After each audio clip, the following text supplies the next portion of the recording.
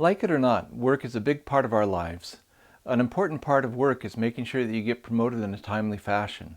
It's easy to wind up taking years longer than it should for you to get promoted. All it takes to prevent this from happening is a few simple questions and a couple hours of work a year. Hi, I'm John Miller, the Deliberate Engineer. I worked for 30 years in companies like Microsoft, Amazon, and Google. Now I'm sharing what I learned as a manager and as a software engineer to help people keep from making the same mistakes that I made. When I first started in my career, I assumed that if I did a great job, it would be recognized and rewarded, and that I would be promoted automatically. As it turned out, I had a great manager for my first job, and so that is how it wound up for me, but it hasn't for many other people. More typically, if you aren't nudging your manager a bit, it's easy to wind up not getting promoted as quickly as you should, costing you money and career advancement. This isn't necessarily intentional on the part of your manager.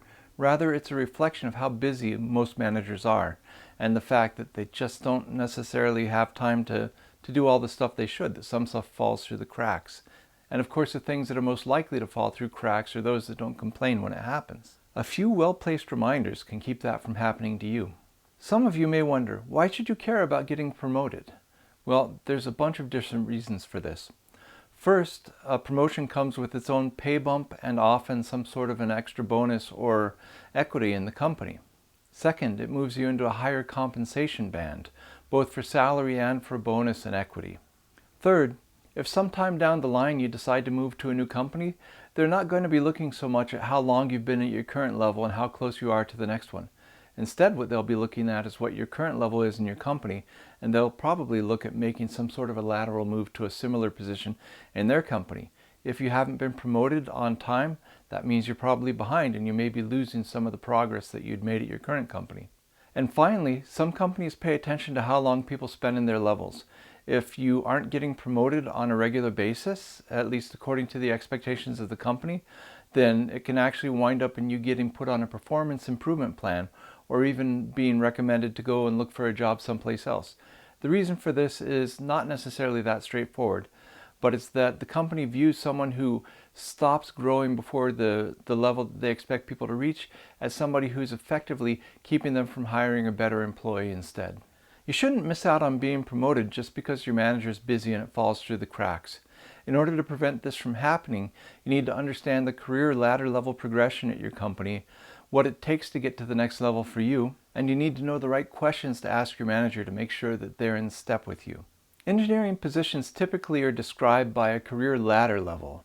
The higher the number, the more senior the person in that position is. Typically, there are also different job titles, but there's usually more career ladder levels than there are individual job titles at a company.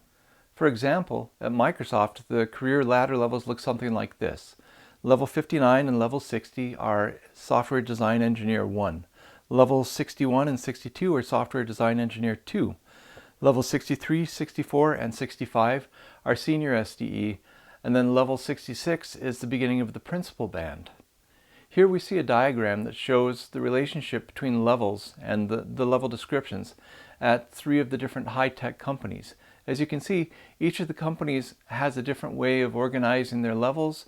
They may have some different job titles, but they all have the same basic concept, which is you start at one level and promotions bring you up to higher levels. Each of these career levels comes with a description of the different attributes that somebody at that level is supposed to have. For example, in the first level in a software engineering team, the description might be something like, be able to take small tasks which are specified and execute them in a timely fashion. The next level above that might have a similar description, except it would say, initiate and execute on small design tasks and implement them in a timely fashion.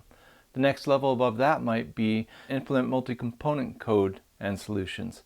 And the next level above that might be something even more complicated, until finally you get to the highest levels, for example, Distinguished Engineer, where the same career attribute would be something like, come up with a strategy for technical silos within the company. Work with all the different divisions to make sure that they're following up on this strategy, that they're bought in, and that they commit and execute on it. Most of these career ladder level descriptions are not checklists. You can't just look at it and say, I did this and this.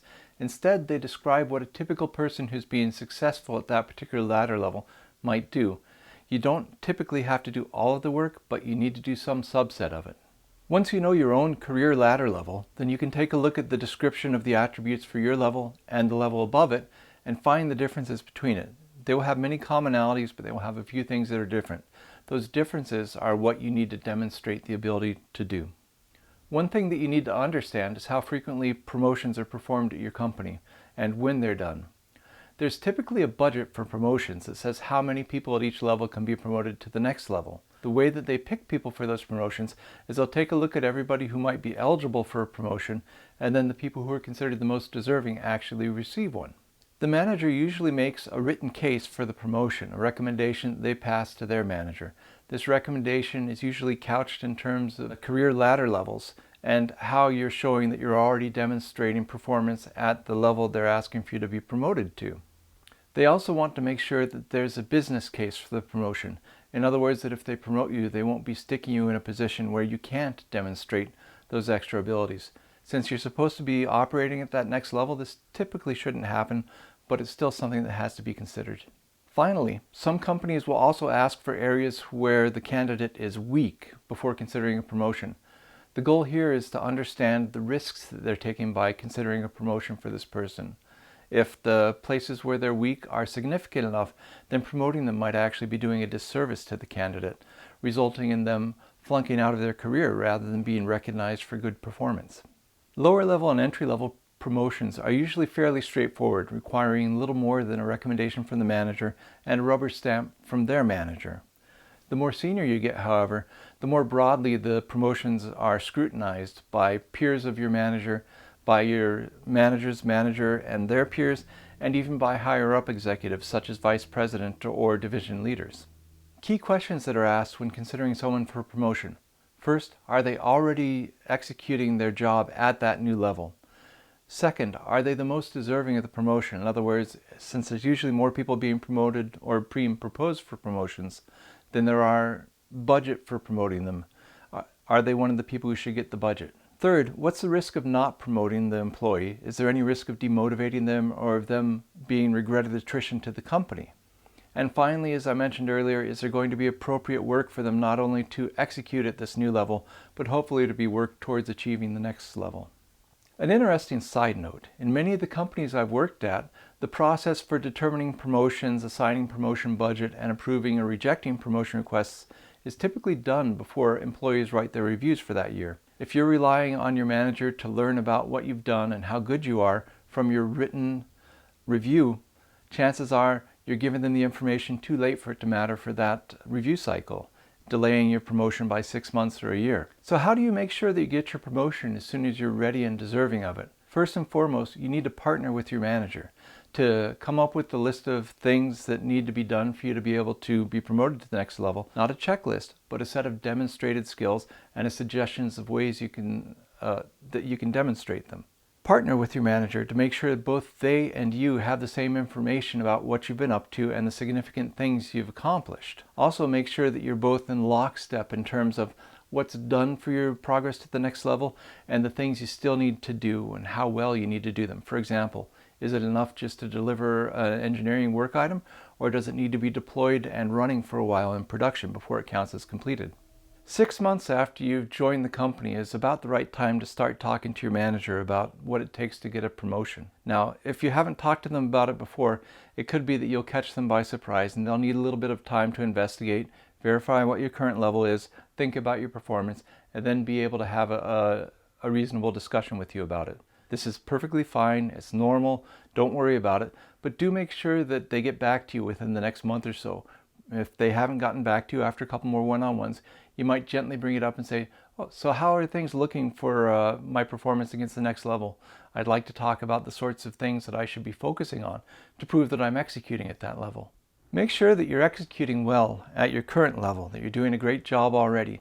That's the prerequisite to be able to get any sort of a promotion. If you've got that nailed down, then the next step is to take a look, as we said earlier, at the differences between your current level and the description of the next level up, and make a list of all those differences. For each of those items in that list, you need to take a look and see if any of the items, any of the work that you're doing right now or the work that you have planned for the near future is a good demonstration of that ability. For everything that you've got a good demonstration, just write down a simple description of what you're doing, a single sentence, or even just a couple words. For the items that you're not demonstrating, you don't have a clear path to demonstrating anytime soon, put a question mark next to those. And then you should wind up with a nice list of the different things that you need to show that you can do, and whether or not you've got something set up for you to be able to do that. Once you've got this list put together, you can talk to your manager and check with them and say, I put together a list of what I think I need to do to make it to the next level.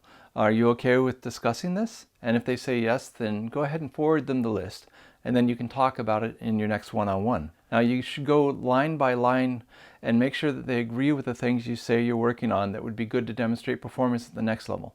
For the things that are question marks, you can find out from them whether you really need to demonstrate that attribute, and if you do, if they have any suggestions or if they can keep an eye out for things that might be appropriate for you to do that sort of work. You should continue to have a discussion with your manager every 3 to 6 months about your performance and your progress towards a promotion. So every 3 to 6 months you talk to them and say, here's the things I've demonstrated. Here's the things I'm on track for. How's it looking? Do you think we have a good case for promotion?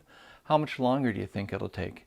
And you might also be interested in finding out how long it typically takes to progress from your current level to the level above it. Another thing that you can do a couple months before the annual review cycle is to put together a crib list of the main things that you've accomplished over the last year and the progress that you've made. You don't want it to be a big multi-paragraph piece of paper. Instead, you want it to be something that's a paragraph or less. The ideal form would be a set of bullets, 3 to 6 bullets that describe the key things that you delivered. This is something you can give to your manager before they ever have to start talking about you in a performance review forum. And well before you had a chance to start writing your review. This makes sure that if they get called into a meeting where promotions need to be discussed or tentatively identified, or if they're talking about your rewards as a employee of the company, that at least your manager has information readily at hand. There's no chance of them confusing you with the dozen other employees that they manage, or just not having the current status on the tip of their tongue. That's about all you need to worry about as a junior employee who's trying to prepare themselves for being considered for promotions in a timely fashion. As you move up the career ladder, as you become say an intermediate employee and then a senior employee, the requirements change a little bit. You'll still be doing this sort of taking a look at the descriptions of the ladder levels and making sure that you're working on items that are needed to make it to the next level. But in addition, you need to make sure that people are familiar with you. The same set of people who need to be consulted to consider whether or not you should be promoted, you want them to know who you are without having to be reminded. So if you get a chance to do broad work items for the company that would give you exposure to them, if you get a chance to work on larger items, cross-team items, and so on, it's all very good to do. This is something that will make it much easier for your manager, even if they have this crib list from you, to be able to remind people who you are and to convince them that yes, you really are ready to go to the next level. And that's it. That's everything that you need to know to give yourself the best chance of being promoted as you continue on in your career. Summing it up again, first and foremost, you want to make sure that you and your manager have a common understanding of the requirements for the next level and what you need to demonstrate to be able to reach that level. You want to touch base periodically with your manager every 3 to 6 months and talk about your progress towards the next level. You shouldn't bring it up every week. That's too frequently, and it can actually cause problems in your relationship with your manager, but every 3 to 6 months is absolutely great. You want to make sure that you know when the annual review is, and a few months before the annual review is supposed to be held, deliver a crib note to your manager that has the main things that you've completed and done over the last year that justify a good review for yourself and potentially your promotion. Finally, if you're mid-level or higher, make sure that your work is visible not just to your manager, but to their manager and to their peers and to their manager's peers. Thanks for making it this far. If you found the video useful, please give it a thumbs up or a like, and consider subscribing to the channel if you'd like to see more content like this. Also, if you have any anecdotes of your own or any advice for people who are looking to get promoted, please leave it in the comments down below. I love reading these things. I try to respond to all of them, and I'm sure it'd be valuable to other people who watch the channel. Thanks again, and keep on pushing forward.